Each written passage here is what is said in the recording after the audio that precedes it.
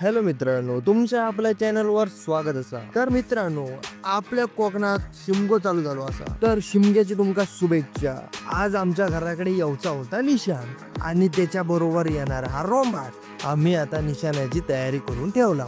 तर आमची मंडळी निशान कधी येता याची वाट बघतात। आता निशान इला, आता पूजा होतली आणि त्यानंतर रोंबाट चालू होताला।